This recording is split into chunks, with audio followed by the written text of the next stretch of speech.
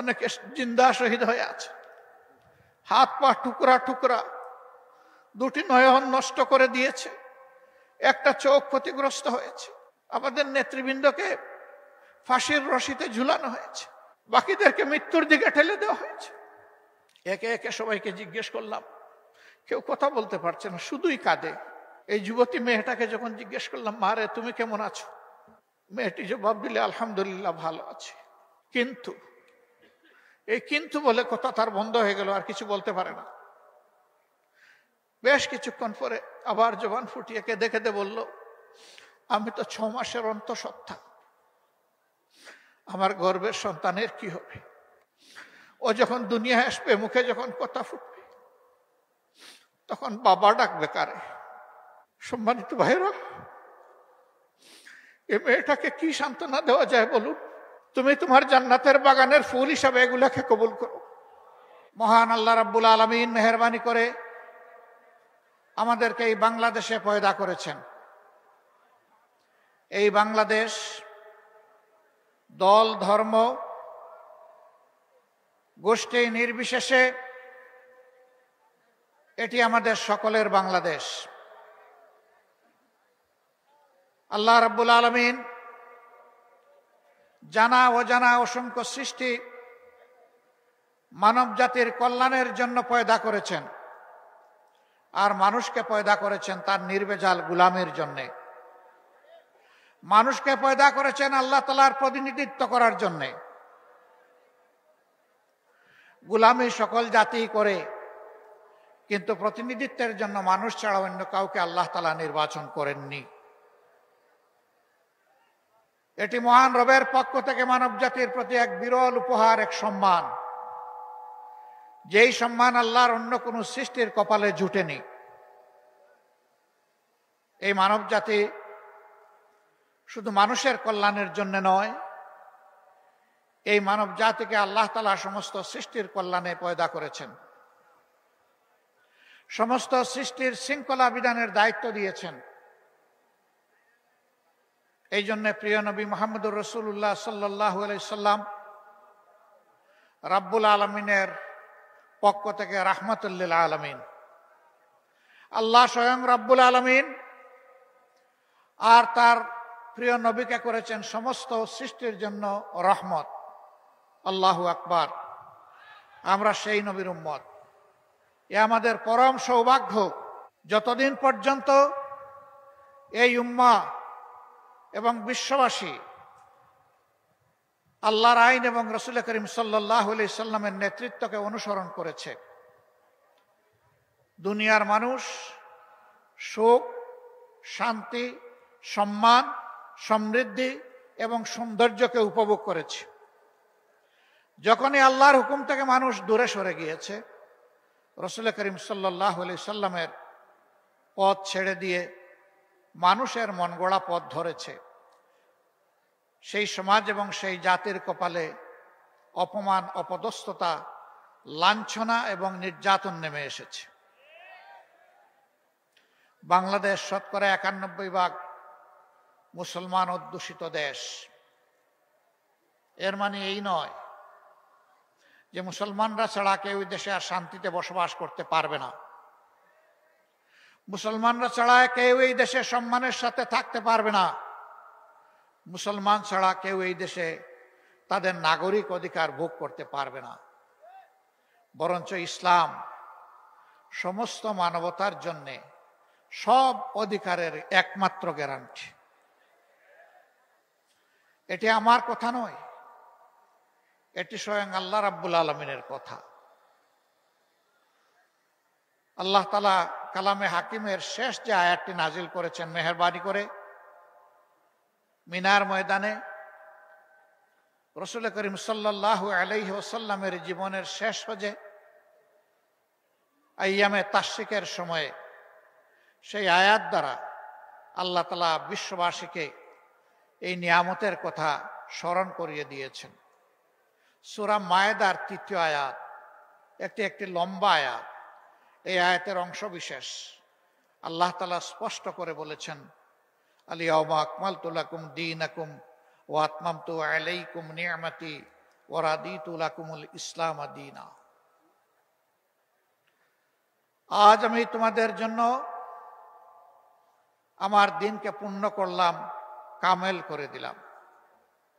ওয়া আতমামতু আলাইকুম নিয়ামতি, আর আমার পক্ষ থেকে তোমাদের জন্য যত নিয়ামত, সব কিছুর ভান্ডার এই দিন, এই ইসলাম, এই কোরআনকে বাড়াই দিলাম। ওয়া রাদিতু লাকুমুল ইসলাম দীনা, আল্লাহ সন্তুষ্ট চিত্তে চয়ন করে নিয়েছেন, নির্বাচিত করেছেন তোমাদের জীবনযাপনের ব্যবস্থা হিসাবে একমাত্র ইসলামকে। অন্য আয়াতে আল্লাহ তাআলা বলেছেন, ইন্নাদ দীনা ইনদাল্লাহিল ইসলাম, আল্লাহ তাআলার কাছে গ্রহণযোগ্য জীবন ব্যবস্থা হচ্ছে ইসলাম। বর্তমানে দুনিয়ায় বিভিন্ন ধরনের মতবাদ চালু আছে, কোথাও সমাজতন্ত্র, কোথাও ধর্মনিরপেক্ষতা, কোথাও পুঁজিবাদ, কোথাও আবার আছে ফেসিবাদ। এগুলা সব মানুষের গড়া। আমরা এখানে যারা বসে আছি, আসমানের নিচে জমিনের উপরে যারা বসবাস করে, শুধু মানুষ নয়, সমস্ত সৃষ্টি, তাদেরকে কে সৃষ্টি করেছে? কে করেছেন? তার সৃষ্টিতে তার সাথে আর কেউ শরীক আছে? তাওহীদের মালিক আল্লাহ রাব্বুল আলামিন একাই সৃষ্টি করেছেন। তো যিনি সমস্ত বিচিত্র প্রাণী এবং উদ্ভিদ জগৎ, জীবিত এবং মৃত সব কিছুকে সৃষ্টি করেছেন, তার চাইতে আমাদের প্রয়োজন কেউ কি বেশি জানে? নিশ্চয়ই জানে। যিনি মহব্বত করে পয়দা করেছেন, তার চাইতে আমাদের বড় শুভাকাঙ্ক্ষী কেউ হতে পারে? অবশ্যই পারে না। আল্লাহ তাআলা তার সকল জাত এবং সিফাতে সব কিছুর ঊর্ধ্বে একক, তার কোনো সমকক্ষ নেই। সূরা ইখলাসে বারবার আমরা সেই কথাটাই পড়ি। তার জাত এবং সিফাতের সাক্ষ্য দেই, এমনকি তার কোনো বংশধারাও আলাদা নেই। সকলেই তার গোলাম, সকলেই তার বিনীত প্রজা। আল্লাহ তাআলার উলুহিয়তে, রুবুবিয়তে, আল্লাহ তাআলার কুদরতে কারো সামান্যতম কোনো অংশীদারিত্ব নেই। বাংলাদেশ জামাতে ইসলামী সেই আল্লাহকেই একমাত্র মালিক হিসাবে কবুল করেছে।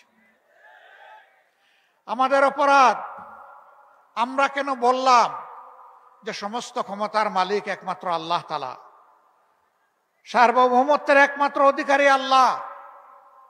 বিগত সরকার এই অপরাধে নির্বাচন কমিশন থেকে আমাদের নিবন্ধন কেড়ে নিয়েছে।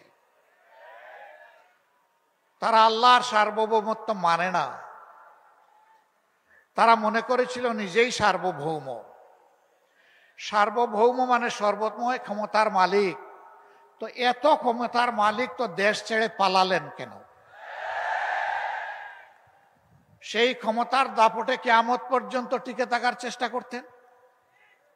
অতএব আপনাদের পলায়ন, আপনাদের পরাজয় এটা প্রমাণ করেছে সর্বময় ক্ষমতার মালিক একমাত্র আল্লাহ রাব্বুল আলামিন। এও আমার কথা নয়, এটাও আল্লাহ তাআলার কথা। ক্ষমতা দেওয়ারও মালিক আল্লাহ, নেওয়ারও মালিক আল্লাহ। ইজ্জত দেওয়ারও মালিক আল্লাহ, আবার ইজ্জত কেড়ে নেওয়ার মালিকও আল্লাহ। আল্লাহ তাআলার ভাষায়, কুলিল্লাহুম্মা মালিকাল মুলকি তুতিল মুলকা মান তাশা ওয়া তানজিউল মুলকা মিম্মান তাশা ওয়া তুইজ্জু মান তাশা ওয়া তুযিল্লু মান তাশা বিয়াদিকাল খায়র ইন্নাকা আলা কুল্লি শাইইন কাদির।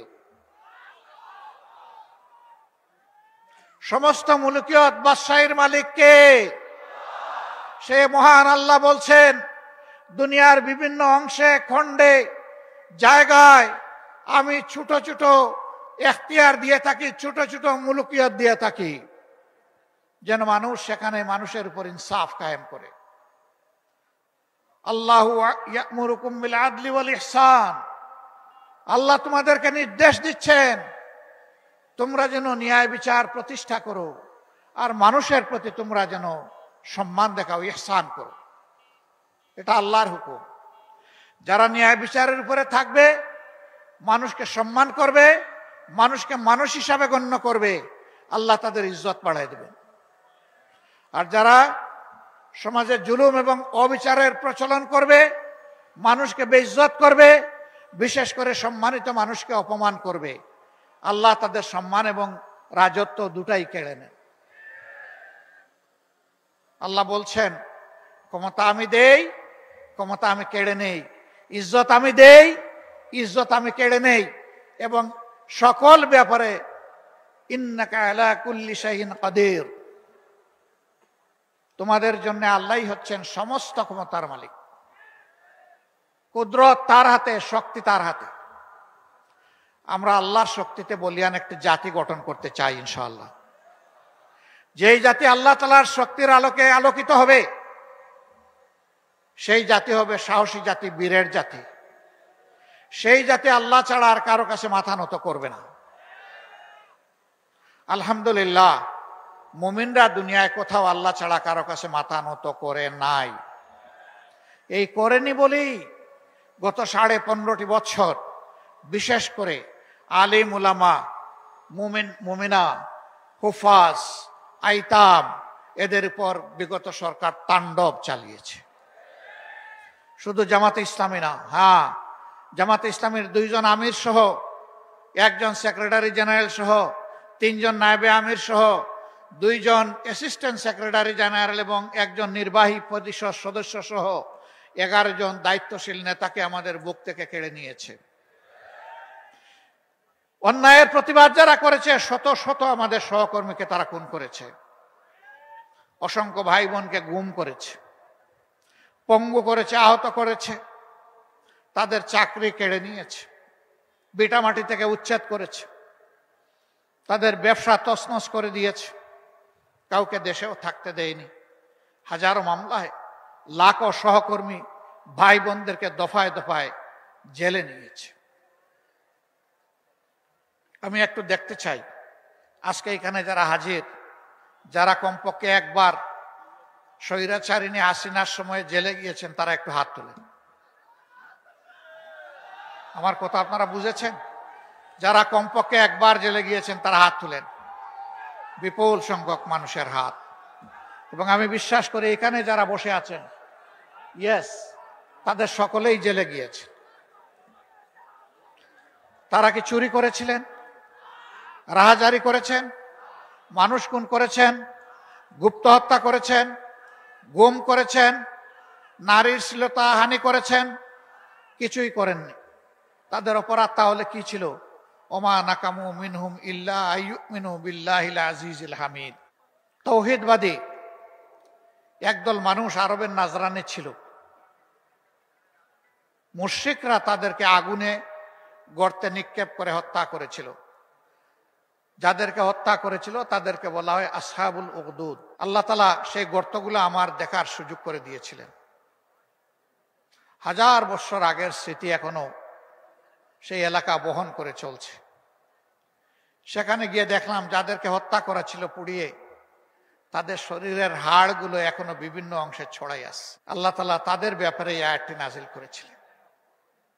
স্বৈর শাসক তাদেরকে বলেছিল, এক আল্লাহ মানলে চলবে না, অমুককে অমুককে আল্লাহ মানতে হবে, ইলা মানতে হবে। তারা বলেছিল, না, আমরা আল্লাহ এবং ইলা একজনই মানব, দ্বিতীয় কাউকে স্বীকার করব না। এর জন্যই তাদের উপরে ঝাল মিটিয়েছিল। যারা মিটিয়েছিল ইতিহাসে তারা নিশ্চিহ্ন হয়ে গিয়েছে, অপদস্থ হয়ে। যাদেরকে আগুনে ফেলে হত্যা করেছিল, আল্লাহ তাদেরকে কবুল করেছেন শহীদ হিসাবে। বাংলাদেশেও যাদেরকে খুন করা হয়েছে শুধু আল্লাহর জন্য, আল্লাহর দিনের জন্য, হক কথা বলার জন্য, মানুষের কল্যাণে কাজ করার জন্য, মহান মওলার দরবারে আরজ, হে রাব্বুল আলামিন, তুমি তাদেরকে মর্যাদাবান শহীদ হিসাবে কবুল করো। অনেকে জিন্দা শহীদ হয়ে আছে, হাত পা টুকরা টুকরা, 2টি নয়ন নষ্ট করে দিয়েছে, একটা চোখ ক্ষতিগ্রস্ত হয়েছে। আমাদের নেতৃবৃন্দকে ফাঁসির রশিতে ঝুলানো হয়েছে, বাকিদেরকে মৃত্যুর দিকে ঠেলে দেওয়া হয়েছে। আমরা এতে ব্যথিত নই। আমরা আল্লাহর দরবারে শুকরগুজার করি যদি আমাদের বাগানের এই শ্রেষ্ঠ ফুলগুলাকে আল্লাহ তাআলা শহীদ হিসাবে কবুল করে। হে আল্লাহ, তুমি তোমার জান্নাতের বাগানের ফুল হিসাবে এগুলাকে কবুল করো। শুধু জামাতে ইসলামী নয়, ইসলামের জন্য, মানবতার জন্য যারাই জীবন দিয়েছেন আল্লাহ যেন তাদের সকলকে শহীদ হিসাবে কবুল করে। আর আহত হয়ে, পঙ্গু হয়ে, এই কষ্টের জীবন নিয়ে যারা বেঁচে আছেন, মহান রবের দরবারে আরজ করি, রাব্বুল আলামিন তোমার কুদরতের প্রশান্তির হাতটা তাদের সিনার উপরে বুলাইয়ে দাও, তাদেরকে সবরে জামিল আতা করো। সর্বশেষ 15.5 বছর একটানা খুন গুমের সংস্কৃতি চালিয়ে ওদের পিপাসা নিবারণ হয়নি। শেষ পর্যন্ত 24-এর 1 জুলাই থেকে 5ই আগস্ট এই সময়টা সারা বাংলাদেশে এরা মহাতাণ্ডব চালিয়েছে। কি বলেছিল আমাদের কলিজার টুকরা সন্তানেরা? কি এমন ছিল তাদের দাবি? তারা তো কারো গদি নিয়ে টান দেয়নি, তারা তাদের একটা ন্যায্য ছোট্ট দাবি নিয়ে রাস্তায় নেমেছিল। তারা বলেছিল কোটা রাখেন, কিন্তু সেইটাকে যুক্তিসঙ্গত করে সংস্কার করেন। সহ্য করল না, তাদের বিরুদ্ধে গুন্ডা বাহিনী, মুগর বাহিনীকে লেলিয়ে দিল। এই মুগর বাহিনী বিশ্ববিদ্যালয়গুলোতে ঢুকে ছেলেদেরকে তো পিটালোই, আমাদের কলিজার টুকরা মেয়েগুলাকেও পিটালো। সম্মানিত ভাইয়েরা, এরপরেও শেষ নাই, তারপরে ফায়ার ওপেন করলো। যাদের উপর গুলি করা হলো এরা যেন মানুষ নয়, এরা যেন বন জঙ্গলের পশু, পশু শিকার করে গুস্ত খাবে, এইরকম মানসিকতা। কতজন আদম সন্তানকে দুনিয়া থেকে বিদায় করা হয়েছে, সঠিক হিসাব দুনিয়ার কেউ দিতে পারবে। আমরা যেখানেই একজন শহীদের খবর পেয়েছি, চেষ্টা করেছি তাদের প্রিয় পরিবারের কাছে ছুটে যেতে, সান্ত্বনা দিতে, দুঃখের অংশীদার হতে, তাদের কাছ থেকে দোয়া চাইতে। কারণ তারা পরম সৌভাগ্যবান, জাতিকে মুক্তির সংগ্রামে তার সন্তান, তার ছেলে, তার ভাই, তার স্বামী, তার পিতা নেতৃত্ব দিয়ে দুনিয়া থেকে বিদায় নিয়েছেন। তারা আমাদের কাছে জাতীয় সম্পদ, পরম সম্মানের পাত্র। কিন্তু আমরা সবার কাছে যেতে পারিনি, কারণ সবার খোঁজ আমরা পাইনি। আপনারা দেখেছেন আন্দোলনের শেষ দিনগুলোতে ইন্টারনেট বন্ধ করে দিয়ে সব কিছু অন্ধকারে রেখে অনেক লাশ গুম করা হয়েছে। স্তূপে স্তূপে লাশ ট্রাকের উপর ছুঁড়ে মারা হয়েছে, তারপরে পেট্রোল ছিটিয়ে আগুন দিয়ে লাশগুলাকে ছাই বানায় ফেলা হয়েছে। এখনো বহু জায়গায় যাই, কাঁদো কাঁদো চোখ নিয়ে, চোখের ফুটা ফুটা পানি নিয়ে ওনাকে হাজির হয়ে বলে, বাবা, আমার সন্তানটার কোনো খবর পেলাম না, অন্তত তার কবরের খবরটা পেলে মনে একটু সান্ত্বনা পেতাম যে আমার সন্তানটা অমুক জায়গায় ঘুমিয়ে আছে। আপনারা কি কোনো খবর জানেন? বলুন, এই মানুষগুলোকে কি সান্ত্বনা আমরা দিতে পারি? আমাদের কাছে সান্ত্বনা দেওয়ার মতো কোনো ভাষা থাকে না। আমরা সব ভাষা হারিয়ে ফেলি, তাদের সাথে আমাদের চোখ থেকেও তখন পানি ঝরে।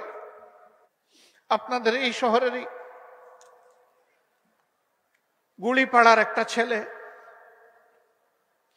ওর নাম মিনারুল, গরিব পরিবারের সন্তান, বয়স কত হবে, 20-22 হবে। নারায়ণগঞ্জের একটা গার্মেন্টসে চাকরি করত। তার দুটো ভাই কষ্ট করে রিক্সা চালিয়ে সংসার চালায়। এই ছেলেটা আন্দোলনের সময় বাড়িতে এসেছিল।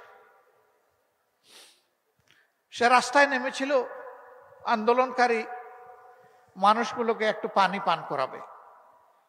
কঠিন গরমের সময় একদিকে আগুন ভরা বুলেট আসতেছে, আরেকদিকে সূর্যের তাপ।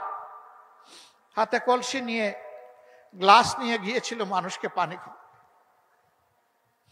যখন কলসির পানি শেষ হয়ে গেল, কলসি ফেলে দিয়ে সেও আন্দোলনে শরিক হয়ে গেল। জালিমের বুলেট এসে তাকে এফুড় উফুড় করে দুনিয়াতে নিয়ে গেল। রাজশাহীতে এসেছিলাম তার পরিবারকে দেখতে। সেখানে গেলাম, তার মা, তার ভাইয়েরা এবং শহীদের স্ত্রী, তারা অত্যন্ত গুছিয়ে শালীনভাবেই আমাদের সামনে আসলেন। একে একে সবাইকে জিজ্ঞেস করলাম, কেউ কথা বলতে পারছে না, শুধুই কাঁদে। এই যুবতী মেয়েটাকে যখন জিজ্ঞেস করলাম, মা রে তুমি কেমন আছো, মেয়েটি জবাব দিলে, আলহামদুলিল্লাহ ভালো আছে। কিন্তু এই কিন্তু বলে কথা তার বন্ধ হয়ে গেল, আর কিছু বলতে পারে না। বেশ কিছুক্ষণ পরে আবার জবান ফুটিয়ে কেঁদে কেঁদে বলল, আমি তো 6 মাসের অন্তঃসত্ত্বা, আমার গর্ভের সন্তানের কি হবে? ও যখন দুনিয়া আসবে, মুখে যখন কথা ফুটবে, তখন বাবা ডাকবে কারে? সম্মানিত ভাইরা, এ মেয়েটাকে কি সান্ত্বনা দেওয়া যায় বলুন? তার প্রথম প্রশ্নের জবাব এইভাবে দেওয়ার চেষ্টা করেছি, মা এখন থেকে তুমি এবং তোমার এই পরিবারের লোকগুলো আমাদের পরিবারের সদস্য। তোমার গর্ভের সন্তান দুনিয়াতে আসুক সুস্থ হালতে, আল্লাহ তোমাকে নেক আওলাদ দান করুন, দোয়া করি। এরপরে এই সন্তানকে আল্লাহ তাইয়্যিব হায়াত দিন, সেটাও দোয়া করি। ও যতদিন বড় না হবে, উপার্জন করার উপযুক্ত না হবে, মানুষের মতো মানুষ না হবে, ততদিন পর্যন্ত আমাদের সন্তান সন্ততি, আমাদের নাতি নাতনিরা যেভাবে বেড়ে উঠবে, যেভাবে শিক্ষা পাবে, যেভাবে খাবে, যেভাবে পড়বে, ইনশাল্লাহ তোমরাও সেভাবে থাকবা। আমাদের কোনো শক্তি নাই, আমরা আল্লাহ তাআলার উপর মুতাওয়াক্কিল হয়ে এই দায়িত্ব নিয়েছিলাম। আলহামদুলিল্লাহ, এই মেয়েটির গর্ভ থেকে আল্লাহ তাআলা তাকে একটা সন্তান দুনিয়ায় দান করেছেন। দোয়া করি আল্লাহ তাআলা তাকে তাইয়্যিব হায়াত দান করুন, বাপের মতো সে দিনের মুজাহিদ হোক। এর জন্মের সম্ভবত 2-2.5 মাস হয়ে গেছে, 4 মাস হয়ে গেছে। আমি এসে দেখতে পারিনি, আজকে যাবো ইনশাল্লাহ ওকে দেখতে। এটা আমাদের নৈতিক দায়িত্ব। এদের প্রতি এটা কোনো দয়া নয়, অনুকম্পা নয়। যারা রক্ত দিয়ে আজকের এই পরিবেশ আমাদেরকে দিয়ে গিয়েছে, তাদের কাছে আমরা এবং সারা জাতি ঋণী এবং কৃতজ্ঞ। এই ঋণের দায় আমাদেরকে আজীবন পরিশোধ করতে হবে শ্রদ্ধার সাথে। এরকম যত শহীদ বাংলাদেশে আছে, আমরা তাদের প্রতি কৃতজ্ঞ, আমরা তাদের কাছে ঋণী। সাংবাদিক বন্ধুরা আমাদেরকে প্রশ্ন করেছেন, আপনাদের দলের কতজন শহীদ হয়েছে? আমি বলেছি, যারা শহীদ হয়েছে আমরা তাদের দলের মানুষ, এবং যারা শহীদ হয়েছে তারা সবাই আমাদের দলের মানুষ। আমরা জামাতে ইসলামী হিসাবে আমাদের দল নয়, আমরা মানবজাতি হিসাবে আমাদের দল, এবং মানবতাবাদী হিসাবে আমাদের দল। তাদেরকে কোনো দলীয় পরিচয়ে আমরা সংকীর্ণ পরিসরে নামাতে চাই না। তারা আমাদের জাতীয় সম্পদ, জাতীয় বীর। তাদেরকে মাথার উপরে শ্রদ্ধায় আমরা তুলে রাখতে চাই। তারা তো গেলেন, আত্মীয় স্বজন একটা সান্ত্বনা পেলেন, কিন্তু যারা পঙ্গু হয়ে বেঁচে আছে, সাভারের, মিরপুরের সিআরপিতে যারা আছে, বিভিন্ন হাসপাতালে যারা আছে, মেরুদণ্ড গুলিবিদ্ধ হয়ে, যাদের কারো 2টি পা, কারো 4টি পা অবশ হয়ে বিছনা থেকে উঠতে পারে না, বসতে পারে না, নিজের হাতে অনেকে তুলে খাবারটা খেতে পারে না। আল্লাহ তাআলা, ও প্রভু, তুমি এই জিন্দা শহীদগুলোকে কবুল করো। এদের জন্য উপকারী বন্ধু তুমি নিয়োগ করে দাও। বাকি জীবন কোনো না কোনো মানুষের উপর তাদের নির্ভর করতে হবে। মানুষের অন্তরে তাদের প্রতি শ্রদ্ধা এবং ভালোবাসা আল্লাহ তুমি পয়দা করে দাও। এরা বন্ধু আমাদের মানবিক জ্ঞান বলে। আল্লাহ তো মুর্দাকেও জিন্দা করতে পারেন, অসুস্থতায় সুস্থতার নিয়ামত দিতে পারেন, কিন্তু আমাদের মানবিক জ্ঞানে বলে এরা আর কখনো জীবনে উঠে বসতে পারবে না, হাঁটতে পারবে না। আবার আমাদের কলিজার টুকরা বুকের সন্তান, গুলি করে অনেকের 2টা চোখ অন্ধ করে ফেলা হয়েছে, দেখে না। আল্লাহ চোখ দিয়েছিলেন তার সৃষ্টির সৌন্দর্য দেখা এবং তার শুকরিয়া আদায় করার জন্য, কিন্তু জালিমরা তাদের 2টি চোখ কেড়ে নিয়েছে। এরাও আজীবনের জন্য জীবন্ত লাশ হয়ে গেল, জীবন্ত শহীদ হয়ে গেল। আল্লাহ এদেরও সঙ্গী হোক। আমি হাসপাতালে 8 তারিখেই আগস্ট মাসের ঢাকার বিভিন্ন হাসপাতালে আহত বন্ধুদেরকে দেখতে গিয়েছিলাম। তাদের বেডের পাশে বসে জিজ্ঞেস করেছি, কেমন আছো তুমি? বলে যে আলহামদুলিল্লাহ ভালো আছি। দরাজ গলায় বলে, আলহামদুলিল্লাহ ভালো আছি। তোমার এক হাত নেই, এক পা নেই, কারো 2 পা নেই, তুমি ভালো আছো? বলে যে হ্যাঁ আলহামদুলিল্লাহ ভালো আছি। এত কষ্ট নিয়ে ভালো আছো কিভাবে? বলে যে যে কারণে রাস্তায় নেমেছিলাম আমাদের উদ্দেশ্য সফল হয়েছে। কি কারণে রাস্তায় নেমেছিলে? আমরা স্বাধীনতার জন্য লড়াই করতে নেমেছিলাম, আমরা স্বাধীন হয়েছি। আল্লাহু আকবার। তার হাত নাই, পা নাই, চলে গেছে, চোখ নাই, চলে গেছে, সেদিকে খেয়াল নাই, বলছে যে জাতি স্বাধীন হয়েছে। একটা গোষ্ঠীর, একটা দলের জোর করে চাপানো গুলামি থেকে এই জাতি মুক্তি পেয়েছে। সম্মানিত ভাইয়েরা, বলেছিলাম হে বুকের সোনা, তোমার তো একটা হাত চলে গেল, পা চলে গেল, তুমি তো আর স্বাভাবিক জীবনে আসতে পারবে না। জাতির প্রয়োজনে আগামীতে যদি এমনটি লড়াইয়ের প্রয়োজন হয়, তখন তো আর তোমার পক্ষে কিছু করা সম্ভব হবে না। চিৎকার দিয়ে বলে অবশ্যই হবে। যদি আল্লাহ আমাদেরকে হায়াত দেন অবশ্যই হবে। হাত একটা জাতির জন্য গিয়েছে, প্রয়োজনে আরেকটা হাতও দেব ইনশাআল্লাহ। যে জাতির বীরেরা, সন্তানেরা এইরকম জাতির জন্যে, জাতির স্বাধীনতার জন্যে, মানবতার জন্যে বীরের মতো গর্জন করতে পারে, ইনশাআল্লাহ এই জাতির পর আর কোনো ষড়যন্ত্র বাস্তবায়ন হবে না। প্রিয় ভাইরা, 10 মাসের সন্তান কোলে মা নেমে এসেছিলেন রাস্তায়। ঢাকার রাস্তায় সাংবাদিক বন্ধু প্রশ্ন করেছে, আপনি কি কাজ করেছেন? এই অবুঝ শিশুকে কুলে নিয়ে আপনি রাস্তায় এসেছেন, মুহুর্মুহু গুলি চলতেছে, একের পর এক শহীদ হয়ে যাচ্ছে, পঙ্গু হয়ে যাচ্ছে, রক্তের বন্যায় রাজপথ ভেসে যাচ্ছে, আপনি কেন এই অবুঝ শিশুকে নিয়ে রাস্তায় নেমে আসলেন? আমার এই মা জবাব দিয়েছিলেন, শিশু এই কুলে যেটা দেখছেন এইটাই আমার একমাত্র শিশু নয়। আজকে বাংলাদেশের রাস্তায় 56,000 বর্গ মাইলে যতগুলা যুবক যুবতী নেমে এসেছে সবগুলা আমার শিশু, আমার সন্তান। আমি ওই সন্তানদের সাথে সংহতি, একাত্মতা প্রকাশ করার জন্য রাস্তায় এসেছি। আল্লাহু আকবার। 7-8 বছরের একটা ছেলে হাতের মধ্যে ইটের টুকরা নিয়ে পুলিশের দিকে তেড়ে যাচ্ছে। যুবকরা তাকে থামানোর চেষ্টা করছে। এই তুমি কি করছো? কয় কি করছি? কয় তুমি ছোট্ট মানুষ, এগুলির সামনে তুমি এইভাবে আসছো কেন? কয় যে আন্দোলন করতে আসছি। কেন আন্দোলন করবা? ওরা আমার ভাইকে খুন করেছে, আমি প্রতিশোধ নেব। কে তোমার ভাই? বলে যে আমার ভাই আবু সাইদ। তোমার বাড়ি রংপুর? না, আমার বাড়ি ঢাকায়। তো আবু সাইদ তোমার ভাই হয় কিভাবে? কই যে জাতির মুক্তির জন্য লড়াই করেছে এবং জীবন দিয়েছে, সেই তো আমার ভাই। এই ছোট্ট শিশুটির মগজের মধ্যে, তার কণ্ঠের মধ্যে এই কথা কে দান করলেন? আল্লাহ রাব্বুল আলামিন। যুবকরা বলতেছে তুমি যাও, আমরা তোমার পক্ষে লড়াই করব। ঝাঁকুনি দিয়ে বলতে, ছাড়েন মিয়া, আপনার আন্দোলন আপনি করেন, আমার আন্দোলন আমাকে করতে দেন।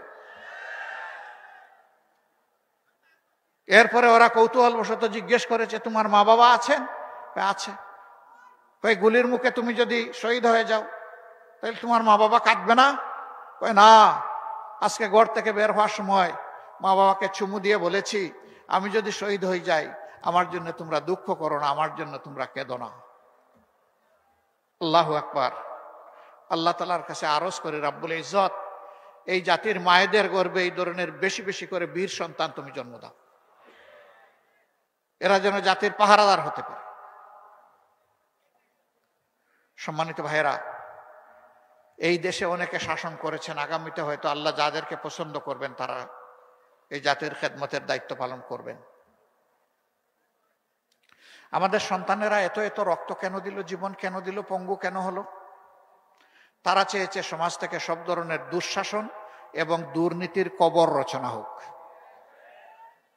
5 তারিখের পরে রাজশাহী যেটাকে এডুকেশন ভিলেজ বলা হয়, শিক্ষার গ্রাম, অসংখ্য শিক্ষা প্রতিষ্ঠান আলহামদুলিল্লাহ এখানে আছে। এটা আল্লাহর এক নিয়ামত। আমি আশা করি 5 তারিখের পরে রাজশাহীতে কোনো চাঁদাবাজি হয় না, রাজশাহীতে কোনো চাঁদাবাজি হয় না। এখানকার মানুষ ভদ্র, এখানকার মানুষ বিনয়ী, এখানকার মানুষ সৎ, কেউ চাঁদাবাজি এখানে করে না, ঠিক না? এখানেও চাঁদাবাজি হয়, এখানেও ফুটপাত দখল হয়, হাট বাজার, বালুমহাল, জলমহাল, বিভিন্ন যানবাহনের স্ট্যান্ড, সবগুলাতে দখলদারি হয়। তাহলে আমাদের এই শহীদদের রক্তের প্রতি এইটাকে ভালোবাসা, এটাকে সম্মান। এই কাজ যারা করেন বিনয়ের সাথে তাদেরকে অনুরোধ করি এই কাজটা ছেড়ে দেন, মেহরবানি করে এই কাজটা করবেন না। আমাদের শহীদদের আত্মা কষ্ট পাবে, মানবতা অপমানিত হবে, লাঞ্ছিত হবে। বন্ধু, এই কাজটা ছেড়ে দেন ভাই, আল্লাহর রাস্তায় এই কাজগুলা ছেড়ে দেন, এই কাজ আর করবেন না। অফিস আদালতে যারা ঘুষ বাণিজ্য করেন, আবার মামলা বাণিজ্য অনেকে করেন, তাদের প্রতি আমাদের আন্তরিক অনুরোধ, ভাই কাজগুলা করিয়েন না। আমাদের শহীদদের আত্মা কষ্ট পাবে। আর আমাদের জীবন্ত সন্তানেরা যারা শহীদ হওয়ার নিয়ত করে ঘর থেকে বের হয়ে রাস্তায় সেদিন লাখো লাখো সন্তান, কোটি কোটি সন্তান নেমেছিল, তারা অন্তরে বড় কষ্ট পাবে। তাদেরকে কষ্ট দেবেন না মেহেরবানি।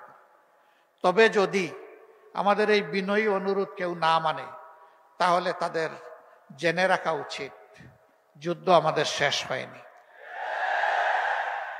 আমাদের সন্তানেরা স্লোগান দিচ্ছে এখনো, আবু সাইদ মুগ্ধ, শেষ হয়নি যুদ্ধ। আপনারা আমার সাথে বলবেন, আবু সাইদ মুগ্ধ, এ লড়াই চলবে ইনশাআল্লাহ। কতক্ষণ? যতক্ষণ না ইনসাফ এই জমিনে কায়েম হয়। আর ইনসাফ কায়েমের গ্যারান্টি একমাত্র আল কোরআন দিতে পারে, আর কিছুই দিতে পারবে না। এই কোরআনিক শাসন সকল ধর্মের, সকল দলের, সকল বর্ণের মানুষের জন্য একমাত্র ইজ্জতের গ্যারান্টি।